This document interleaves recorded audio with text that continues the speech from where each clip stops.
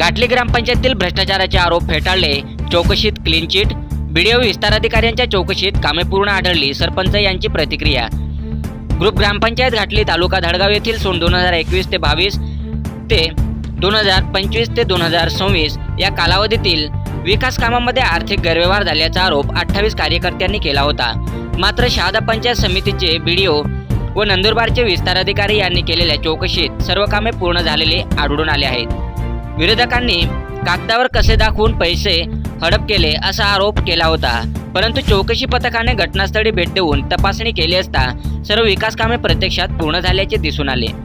सर्व कामांची कागदपत्रे, मास्टर, मोजमाप पुस्तिका व बिले देखील नियमानुसार असल्याचे आढळले। चौकशी अहवालात कोणताही आर्थिक गैरव्यवहार, निधी अपहार किंवा कागदपत्रात फेरफार झाल्याचे निष्पन्न झालेले नाही। पुढील तपास सुरू असल्याचे प्रशासनाने सांगितले। सुरुवातीपासूनच आम्ही म्हणत होतो की सर्व कामे पारदर्शकपणे व नियमानुसार झाले आहेत। बीडीओ साहेब आणि विस्तार अधिकाऱ्यांच्या चौकशीतही ते सिद्ध झाले आहेत। राजकीय हेतूने आमची बदनामी करण्याचा प्रयत्न झाला। आम्ही प्रशासनाच्या कोणत्याही चौकशीला पूर्ण सहकार्य करू, असे सरपंच म्हणाले। कोणताही पुरावा नसताना केलेला आरोप मानहानीकारक आहे, त्यामुळे यापुढे खोटे आरोप करणाऱ्यांवर मी कायदेशीर कारवाई करेन।